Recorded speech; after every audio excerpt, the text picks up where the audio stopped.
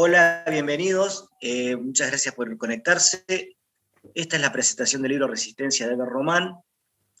Es un libro que salió hace muy poquito por la editorial Ludin. Hay una colección que se llama Literaturas, y dentro de esa colección hay una serie que se llama Latinoamericanos, en la que alojamos al libro de Eber. Es una colección que comenzó con el libro Hogar de Fernando Mena, chileno. Continuó con Cordonzojo de Natalia Mardero, de Montevideana, y luego salimos con un libro de un cordobés llamado Adrián Sabino, Soja en las banquinas, una revisión en realidad de la editorial, y el cuarto título es el libro de Eber que presentamos hoy. Nos acompaña Carla Benz y Humberto Vaz. Una sorpresa para mí porque con Humberto nos conocemos de nuestra prehistoria, y de los 80, hacíamos cosas juntos en la Patagonia, así que un hermoso reencuentro, y con Carla también nos conocemos hace un tiempo, así que además de una presentación, es una reunión de amigos. Yo los dejo con ellos porque me tienen mucho para decir del libro. Creo que le doy el pase a Carla. Bueno, ¿qué tal? Qué lindo. Saludos a todos. Bueno, gracias por la invitación. Y gracias a Eber de nuevo por pensar en mí para decir algo. Como yo soy un poco acartonada, voy a leer, además para organizarme y porque tengo miedo de que mi conexión caiga en cualquier momento. Así que, bueno, voy a tratar de ser rápida por eso, aunque también me voy a permitir un excursus un poco autobiográfico. Porque cuando me puse a leer la novela y a armar la presentación, en realidad me acordé de una anécdota de cuando yo estaba terminando la carrera de letras en la universidad. Con algunos compañeros tuvimos el proyecto, e incluso armamos un corpus, de escribir una historia de los imbéciles en la literatura argentina. Creo que es una selección válida por su originalidad, pero además por su capacidad de categorizar en el relativamente variado universo de historias, digamos, de la literatura argentina. Digamos, ese tipo de historia tendría, como digo, no solamente originalidad, sino capacidad de categorizar. Digo, entre estas historias hay algunas más políticas, otras más centradas en lo narrativo, otras en lo experimental o en el artificio, otras fundacionales. Nuestra historia no llegó a ser más que un breve corpus que empezaba con el unitario del Matadero de Esteban Echeverría, contaba con algún otro objeto totémico de la literatura argentina, no me acuerdo bien cuáles, y tampoco me acuerdo bien, pero ahora que lo pienso sí deberíamos haber incluido alguna de las novelas de César Aira. Y creo que Eduigis de Resistencia, la novela de Eber Román que presentamos ahora, bien podría incluirse en esa tradición de la literatura argentina, de construir tragedia o comedia desde la imbecilidad del héroe. Un antihéroe, por supuesto, en este caso.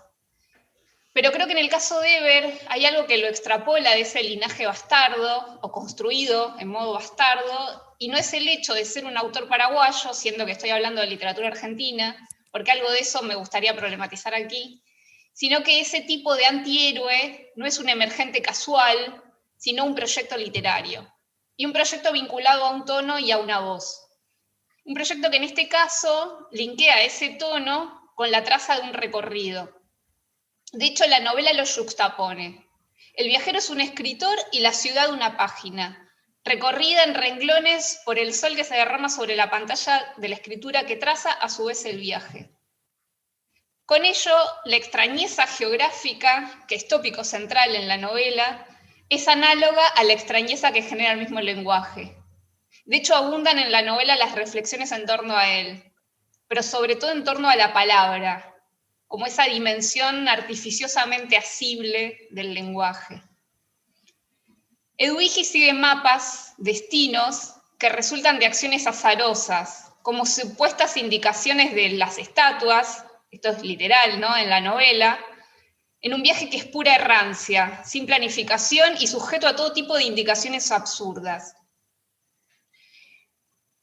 Una aventura que no lo prueba en tanto héroe que la atraviesa y supera, sino que en tanto antihéroe, él se sumerge en la absurdidad de esas pruebas. y con ello en el oleaje de una narrativa de puro acto sin conciencia. Desde esa extrañeza, Eduvigis describe y experimenta la ciudad de la resistencia.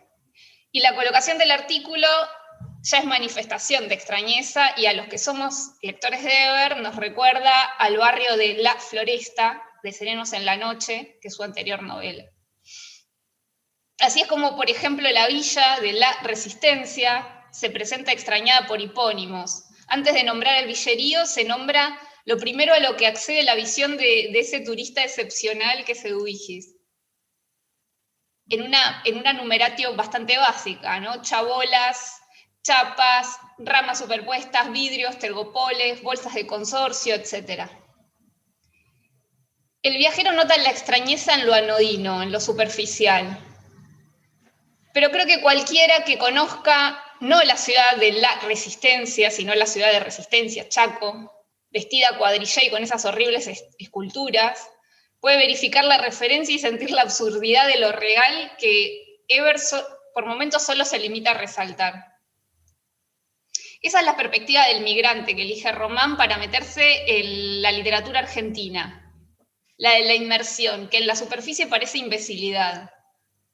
La novela lo explicita, y voy a citar un fragmento que me gusta mucho de la novela, es lo único que voy a citar. ¿Qué hacer?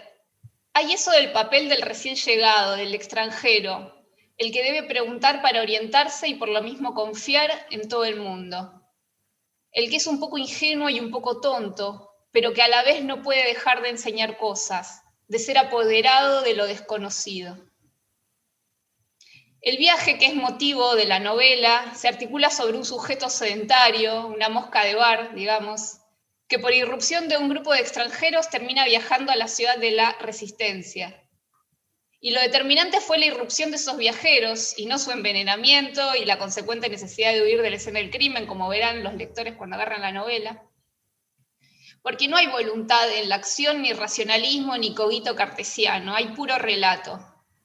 Es la palabra la que hace a la acción, y después, recién azarosamente tal vez, se haga la conciencia. Sin embargo, por otro lado, ese encadenado errante de acciones sin conciencia se ata a una idea fuerte en la literatura clásica, la de la fatalidad, el destino. De nuevo, no como tragedia, sino como farsa. Es decir, el destino no hace al héroe trágico, sino que lo expone en su antiheroicidad, pues que es más absurdo y extraño que intentar reconocerse a sí mismo en la desnudez. Y digo desnudez porque Resistencia es una novela de la intemperie y de la búsqueda, siempre absurda por diferida de refugio. De todos modos, y para ir cerrando, sobre ese protagonista construido desde la intemperie, desde la ingenuidad, la novela, o sea, la narración en sí, en cambio, no es para nada ingenua, sino que expone sus flechas, las que a su vez indican direcciones contradictorias en dos figuras. Por un lado, la del migrante o el viajero, por otro, la del destino, no del destino de viaje, sino el destino en su acepción clásica de fatum, de fatalidad. Ambas son dos figuras antagónicas, porque mientras que el destino es quietud prefijada, el viajero rompe en el desplazamiento la territorialidad heredada, es decir, la nacionalidad. Quiebra para siempre el cronotopo, bifurca el espacio y la temporalidad lineal de la experiencia. Quiebra finalmente, Resistencia, me refiero a la novela de un narrador paraguayo, en una edición argentina, de una editorial emergente, universitaria, cordobesa. Quiebra, digo, la resistencia de la literatura argentina tradicional, configurada en los círculos concéntricos internos a la General Paz. Porque Eber, y esto me parece que es el gesto para resaltar, y también Eber junto con otros escritores de su generación, nos obliga a revisar esas historias de la literatura argentina muy acerenciadas en una configuración de lo nacional que era terriblemente regionalista, y el peor regionalismo de todos, el que no es dicho, porque se autopercibe central. Que es la segunda novela que Carla presenta mía. Así que me hace muy feliz. A mí me hubiese gustado conservar las mismas personas que presenten los libros que vayan saliendo toda la vida, pero no se pudo por distintas situaciones. Hasta la última novela estuvo Pablo Farrés, por ejemplo, un amigo que presentó todos los libros, y Carla ya estuvo en la anterior, o sea que de alguna manera hay una continuidad todavía ahí. Y eso me satisface mucho, me alegra, porque los libros son para compartir como un regalo a la gente que queremos. Así que, gracias. No, gracias a vos por invitarme y por, nada, y por tu novela. Yo espero, Ever, que después me quieras invitar después de esta presentación. Se supone que una presentación es una invitación a la lectura, y voy a intentar que mi lectura produzca eso, una invitación a que se lea Resistencia. Yo también tengo una especie de anécdota con respecto a la escritura de este texto, porque lo venimos acompañando, venimos leyendo desde su nacimiento prácticamente, pero creo que todo eso no va a servir nada para dar cuenta de algo. Entonces en un momento dije, voy a leer como lector, no como esa especie de acompañante de intercambio de lecturas, donde hacemos este tráfico con Ever y con otros amigos y amigas. Entonces cuando me puse de lector, lo que tengo en realidad para compartir es mi experiencia de lectura, o sea, una cuestión más experiencial de qué me produjo y la reflexión sobre eso que me produjo. Entonces lo que encontraba invariablemente tras cada lectura era la risa, era que me producía risas, pero digo risas en plural incluso, no que una larga risa, sino que varias risas. Entonces me acordaba de una frase de Walter Benjamin que me encanta y que de alguna manera da contexto a esto que quiero compartir. Dice que no hay mejor punto de partida para la reflexión que la risa. Los espasmos de diafragma ofrecen mejores oportunidades para la reflexión que los espasmos del alma. Y creo que esto de alguna manera puede contextualizar mi comentario con respecto a Resistencia. Cuando después de cada lectura me encontraba con las risas, digo, ¿qué es lo que me produce risa? ¿Y por qué digo risas? Como si fuera una paraguayada de agregar S y todo eso. No. Y me encontré que hay distintas clases de risa detrás de esto. Tampoco me puse a investigar, no soy un risólogo, tampoco me puse a googlear cuáles son las clases de risa, pero hice mi propia taxonomía de risa en función al texto de Eber. Y una primera risa que encontraba era esta risa malévola, socarrona, una risa de exterioridad. Entonces le puse el título de risa patanesca, en homenaje a este personaje de Hanna-Barbera, que era esto, ¿no? Una risa de pura exterioridad, inconsciente, donde se pone en juego todo lo que uno tiene de implícito. Y por supuesto que empecé a tratar de entender qué cosas del texto me producía este tipo de risa. Encontré que lo que me producía ese tipo de risa era justamente la peripecia de este personaje. Gracias, Carla, porque ya me ahorraste todo el trabajo de instalar un poco qué es lo que... Acá tenemos una travesía, un personaje, Edu Vigis, a quien yo para mí le puse el nombre de Edu Viajes, justamente por esto, que parte de un lugar, que es un bar, y que va hacia un lugar que se llama La Resistencia. No, es una novela muy morosa con respecto a las coordenadas, y no te dice qué país ni nada por el estilo. Uno puede construir si quiere o si necesita. Entonces la peripecia de este personaje hace que realmente ocurran tantas cosas a él y a él con todos los personajes que se acercan a él, que son como una especie de sucesión de gajes que producen risa, producen risa, producen risa.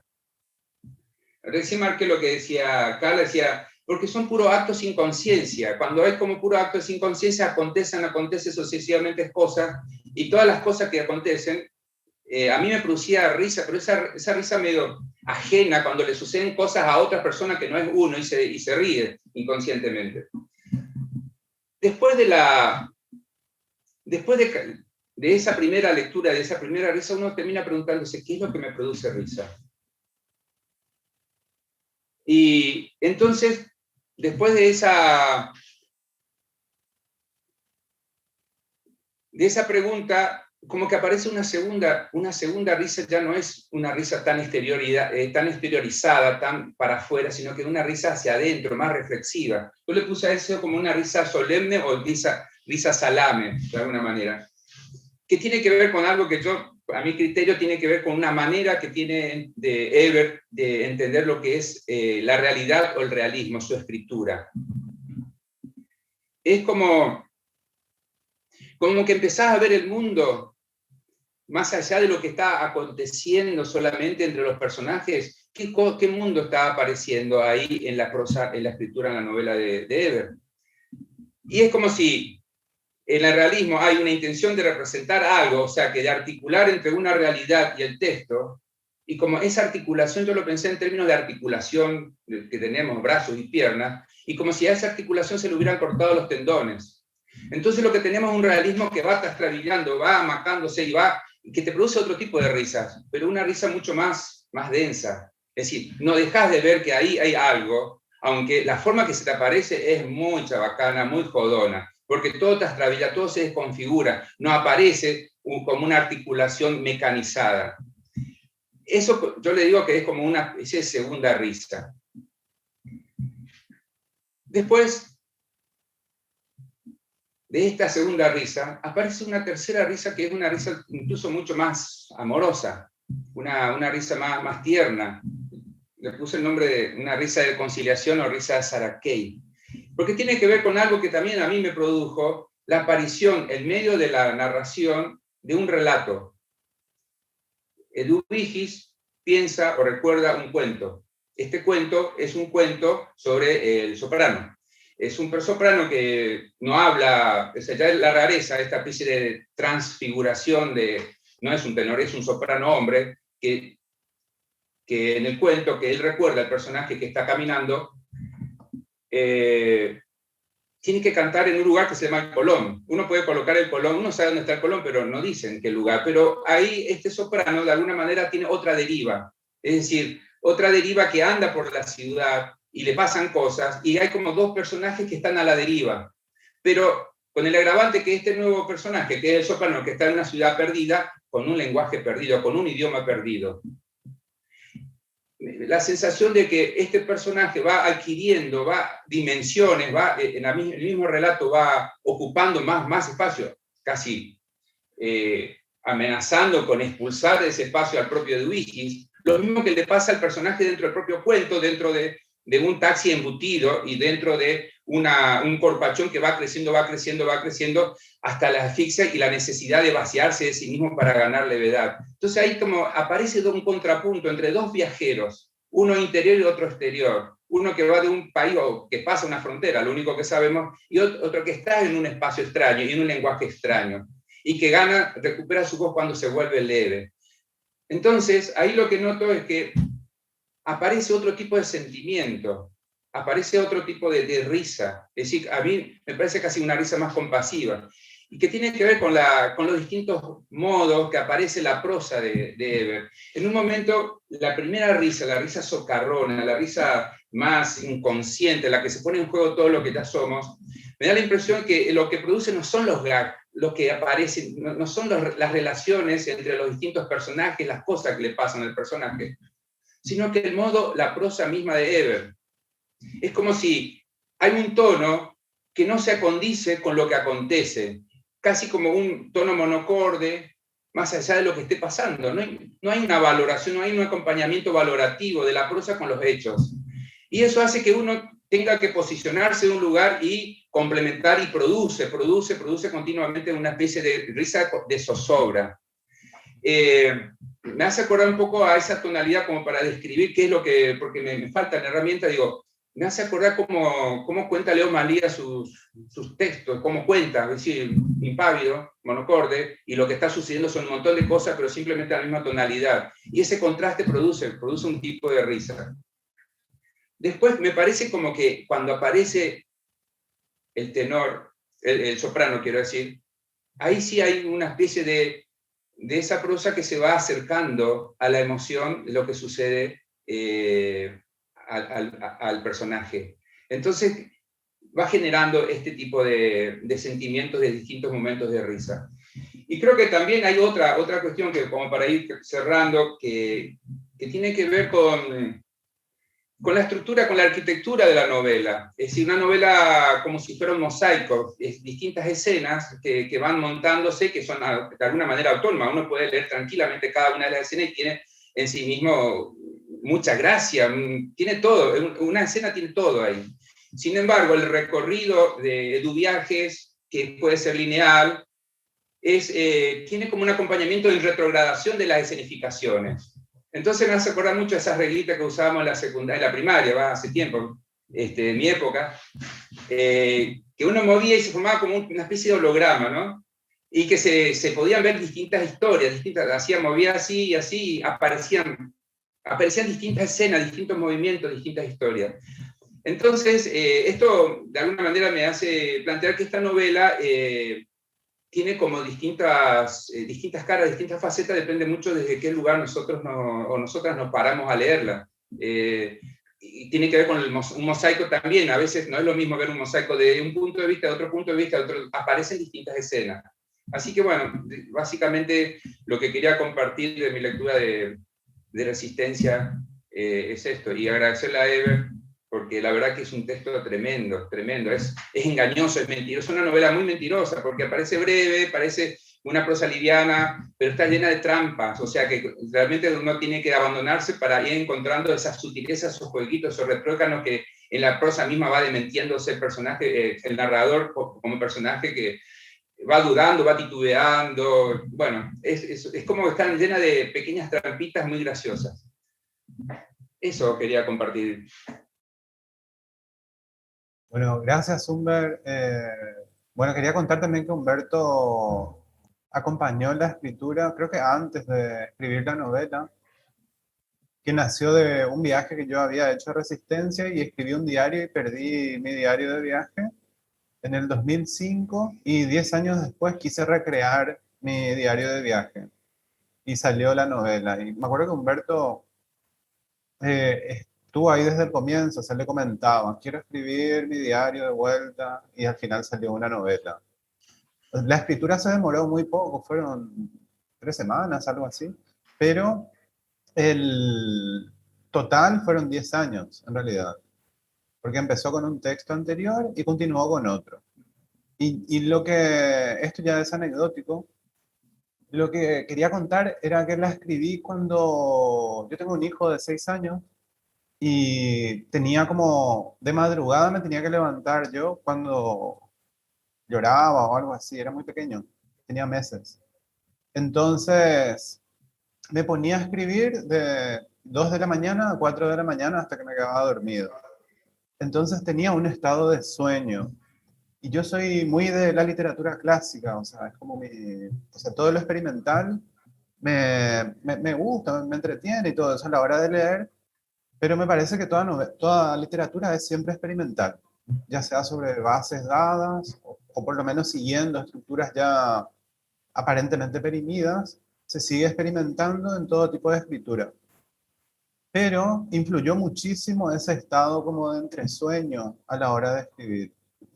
Y tenía todos los tópicos de la literatura de viaje. Me mencionan siempre, o sea, cuando me hablan que parece cinematográfico, pero en realidad siempre pensé en literatura. Y creen que pasa un avión porque acá está el aeropuerto cerca. Y me acordaba de los tópicos de la picaresca española. O sea, cómo paso a paso los personajes van avanzando. Y trataba de ubicarlos en cualquier momento, tipo para llenar espacio. Entonces, el viaje tiene un objetivo, ¿no? Pero como yo no había pensado, sino que mi objetivo era recrear una experiencia mía, iba poniéndole objetivos así al azar.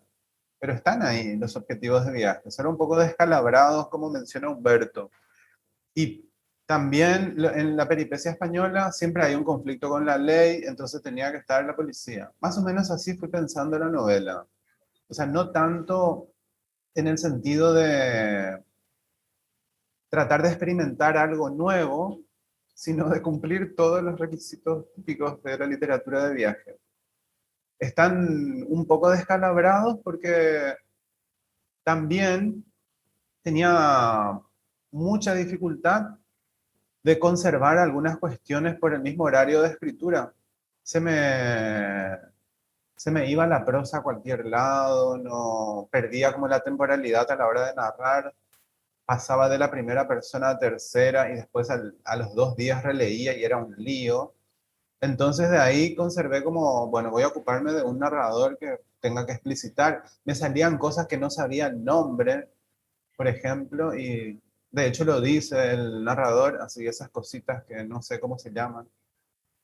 Y nació todo de muchísima seriedad y sin embargo resulta algo cómico. Eso me sorprendió siempre, porque estaba completamente serio a la hora de escribir así. Como que quería hacer algo de picaresca.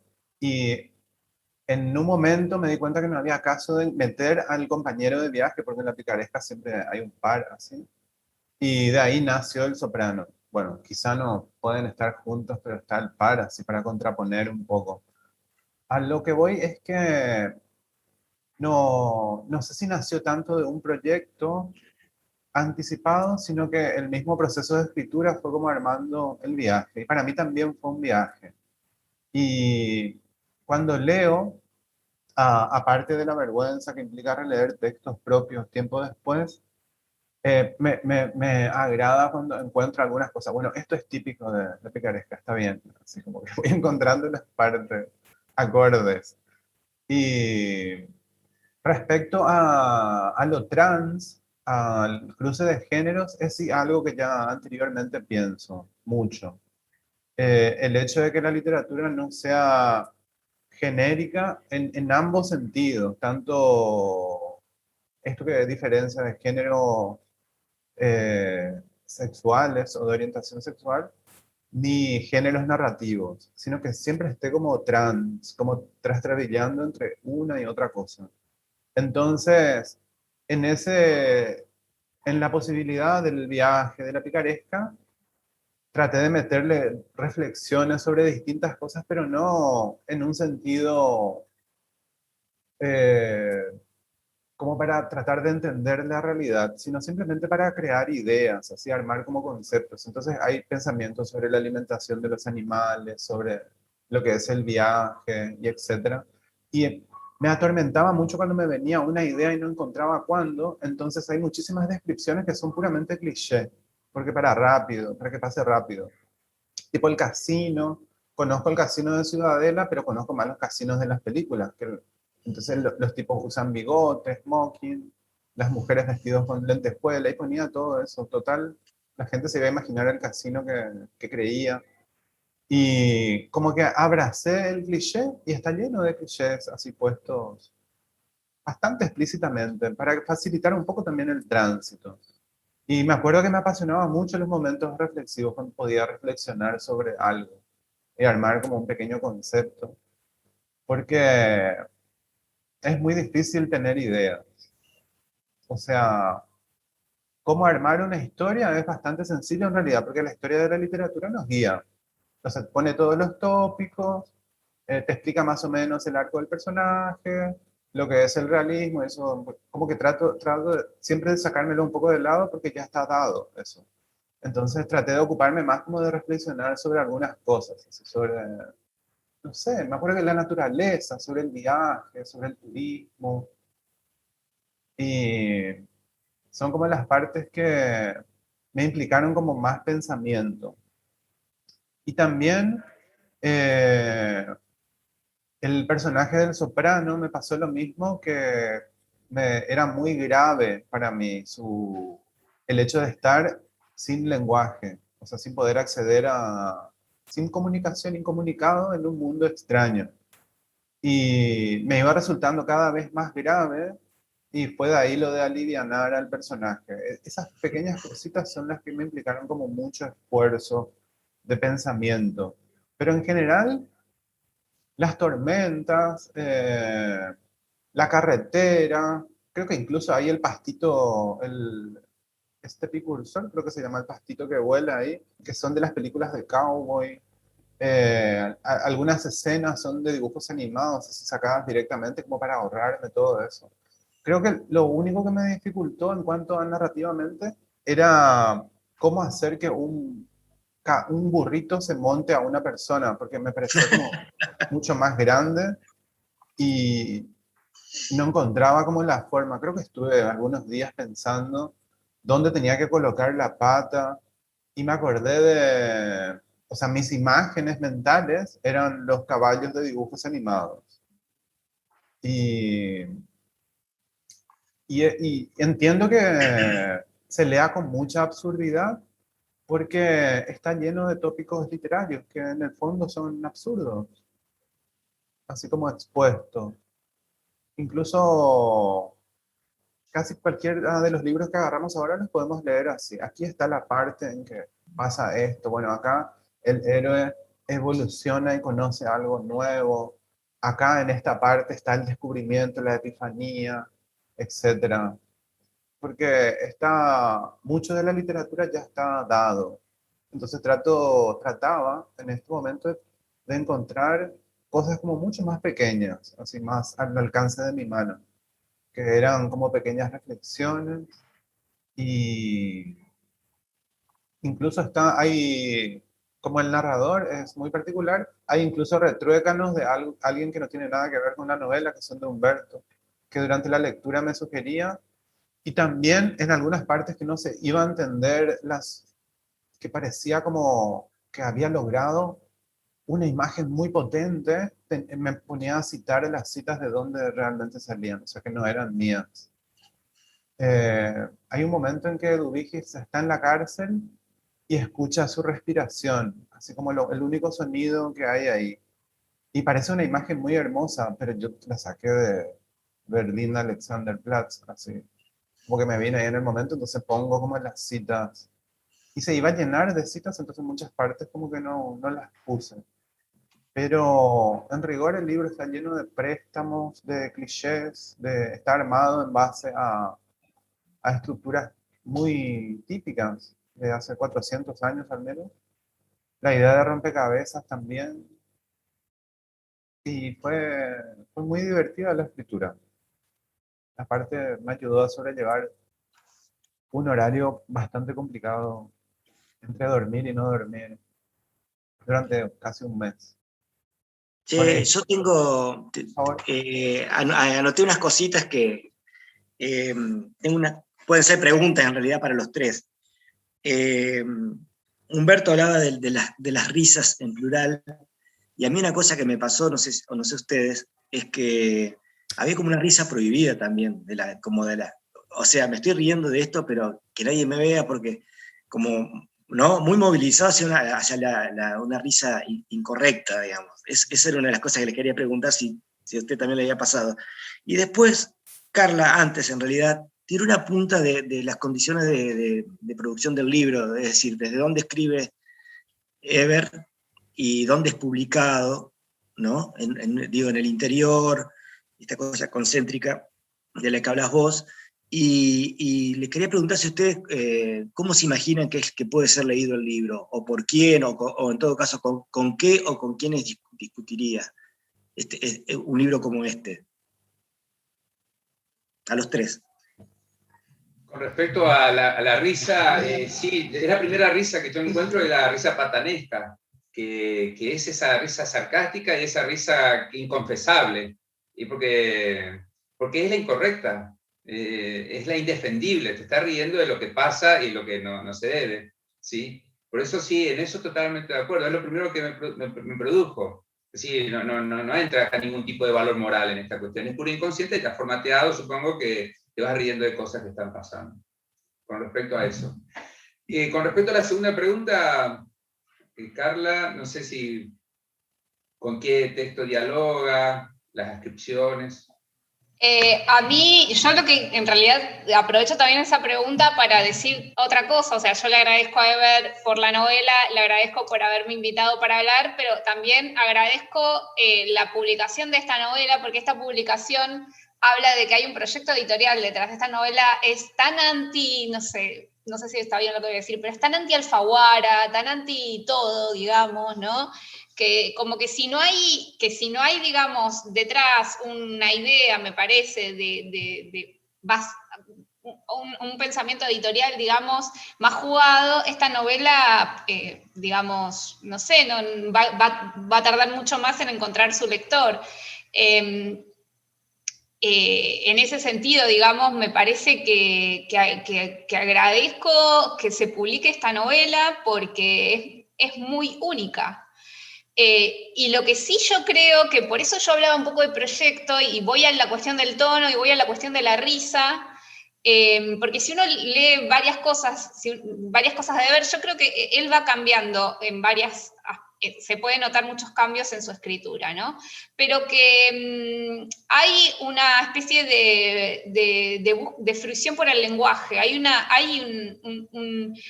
un compenetrarse en la lengua, hay un trabajo de oficio literario, digamos, y eso creo que es lo más interesante que tiene Eber, porque él es un escritor, digamos, a ver, gente que escribe y publica libros hay muchos, gente que que se compromete con el lenguaje, creo que no, y Eber sí se compromete con el lenguaje. Y en ese sentido, logra estas cosas digamos, que es también artificio, que es literatura, que es generar esta cosa provocadora de que te haga reír algo que te inquieta, y todo con un tono, bueno, Humberto hablaba de Maslía, ¿no? Ese tono así monocorde que te va llevando, es hasta medio siniestro si uno lo piensa, ¿no? Me estás haciendo reír de esto y con una oración que parece límpida, ¿no? Con una frase que no es o que hay escatología, hay cosas siniestras, hay violencia. Acá no tanto, pero en la anterior, en Serenos en la Noche, había violencia. Y todo dicho como si, a veces, como si hablara un niño, ¿no? Y eso es un trabajo con el lenguaje, y hay muy poco de eso. Y en ese sentido, la verdad que a mí lo que me encanta de esta novela es que la publiquen en Córdoba, que la publique una editorial, digamos, emergente, que sea un escritor paraguayo que rompa todo, digamos, ¿no? Porque ni siquiera la publican en Buenos Aires, se publica en otro lado. Y la verdad que no sé qué lector va a tener esta novela. O sea, va a tener, la verdad que no lo sé, pero eso me parece que es lo más interesante, que es como cuando tirás un buscapié en el área, ¿no? Esa es la novela, es un bombazo. Y la verdad que no sé, va a tener un lector inquieto. Los mejores. Por ahí Sí, sean menos. con respecto a la lectura, lo que yo puedo recabar de alguna experiencia muy cercana es que cuando estuve a ver acá hicimos una pequeña presentación en el patio, éramos 10 personas, lectura en ronda, y mis amigas y amigos quedaron todos flasheados, enganchadísimos, porque no sabían de dónde venía esta cosa, ni cómo barajar, y 2 horas de lectura, y se quedaron hasta la noche, y era todo sobre eso. Era simplemente ningún abordaje ni preparación del terreno a qué es esto, sino que arrancamos con la lectura y no paramos. Y creo que terminamos de leer, no sé si terminamos de leer la novela, Eber, ¿te acordás? Y algunos amigos que me mandan videos y audios de la lectura, y uno que me mandó recién me decía, termino de leer y quiero comer pájaros. Sintetizó en eso, o sea que produce algunas cuestiones así como eso que no le vaya como al personaje, ¿no? Claro, yo creo que tiene mucha recepción ya. Y acá, por ejemplo, ojalá manden, pero acá seguro que hay por lo menos 10 personas que están esperando que llegue Resistencia. Quedaron con eso, de la mera lectura. Hay algo me parece, de Eber contaba cómo lo había escrito, sus horarios. Digamos, la epopeya de Dubigis arranca en la epopeya de Eber también, ¿viste? Eso me parece que como uno produce, por eso insistía con esto, como uno produce también se va armando la novela y dice, bueno, nadie sabe dónde sale esto. Bueno, en algún momento Eber tampoco, se me ocurre, tampoco sabía de dónde salía. Digo, tenés un plan narrativo y después hay como una deriva, y es una deriva feliz y que genera risas y que bueno, esto, ¿no? Todo lo que vienen diciendo ustedes. Sí. Yo lo que quería contar era que a mí me escribió Carbonell y me dijo que tenía un libro mío que le había gustado mucho y que la quería publicar. Y yo no sabía de qué me hablaba, no tenía idea, porque Cuando apenas terminé Resistencia, mandé como a un montón de lugares y en todos lados me decían, no sé, es muy bonita, me reí mucho, pero no está en nuestra línea narrativa, etc. Y al año como que la olvidé, así, porque siempre estoy pensando como en lo siguiente que escribir y bueno, esta no se publica después, así, pasamos a la siguiente. Pero le había dado el manuscrito a Mario Castells, que creo que se la hizo llegar a Carbonell, y cuando me lo dijo, no le creí, y vino a la feria de acá, creo que fue FILBA o Feria de Libros Independientes, no sé cuál En la fue. FED nos encontramos. Exactamente. Entonces fui ahí, yo no suelo ir a ferias ni así nada de eso, y fui por primera vez, conocí una feria independiente también, que fue como buenísimo. Y me encontré con Alejo y me dijo, me gustó mucho, hay algunas cosas para revisar y la quiero publicar. Y me acuerdo que te pregunté, ¿qué libro otra vez? Aunque ya me habías dicho que era Resistencia, me dijiste Resistencia. Y lo primero que sentí fue como mucho susto, así porque no pasa eso normalmente. O sea, que uno se olvide de un texto y alguien venga a quien nunca contactaste ni nada y te diga que te quiere publicar. Y para mí fue muy, muy emocionante. Y el libro anterior que salió, Serenos en la Noche, fue así también. Me escribieron los de la editorial y me preguntaron, ¿tenés un libro de menos de 100 páginas?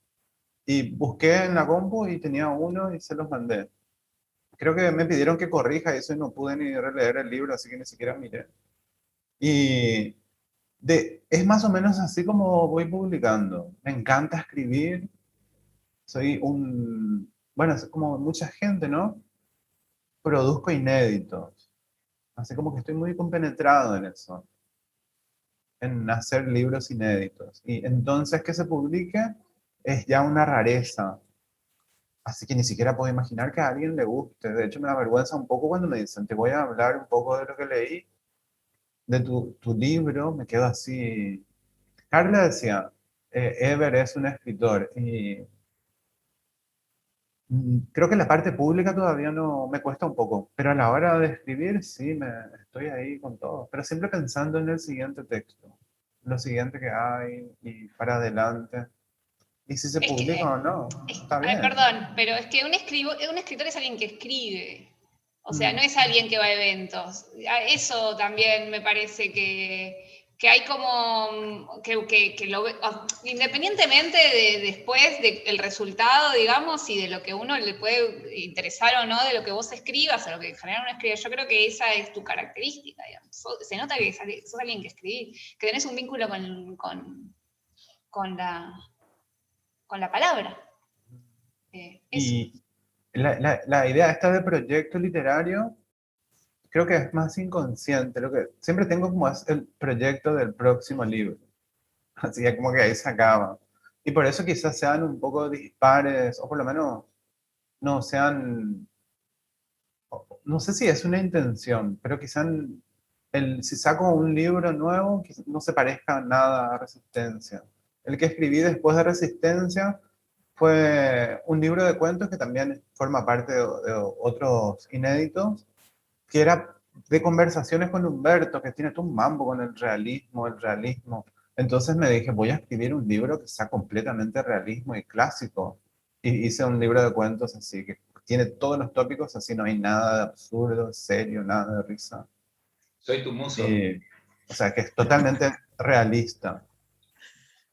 Porque, Nosotros aspiramos a que claro. también la novela sea leída dentro de la colección, digamos, ¿no? Como un mosaico. Estamos proponiendo un mosaico que después los lectores no tienen por qué coparse con eso, no tienen por qué opinar parecido a uno, pero sí aspiramos a que la colección se vaya consolidando con escritores, sobre todo del Cono Sur, Sí, ¿no? Y que se pueda leer como un mosaico del contemporáneo un poco tal cual. extraño, y las producciones muy, muy distintas.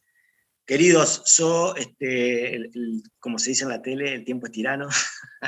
Les quiero agradecer mucho y me encanta verlos y les quiero agradecer mucho la lectura que han hecho del libro, tan respetuosa y tan interesante, y agradecerle a Eber, que siempre está a disposición para hacer este tipo de actividades, hasta que la pandemia nos permita salir un poco de la virtualidad y encontrarnos y nada, nos debemos unos encuentros también con los otros autores de la colección. Nosotros vamos a hacer nuestra propia espiral con esta colección. Esto va a seguir creciendo, y así como los libros no se hacen solos, se hacen de a muchos, las colecciones también, y ni hablar las editoriales. De modo que nosotros aspiramos sí, a sembrar una especie de cosa comunitaria alrededor de estos libros, y para discutir de literatura y discutir siempre de ideas, en definitiva. Así que les quiero agradecer en nombre de la editorial, y espero verlos pronto a vivo. Sí, sería buenísimo. Retomaremos, Alejo, Eso. nuestros viejos encuentros. Eso, Bueno, claro. gracias por el convite, un placer. Carla, placer verte, Ever, seguimos en contacto, y Alejo, hasta cualquier momento. Bueno, yo le quiero agradecer mucho a Carla y Humberto por acompañarme hoy, y a Alejo por confiar en el libro. Creo que esa es la frase que se dice siempre, ¿no? Por confiar en el libro. Sí, sí. Y eso, por tener un espacio donde publicar texto, que no es tan fácil. La aventura a veces nos toca, y esta vez fue así. Así que gracias. Un abrazo para todos. Hasta pronto. Beso, chao.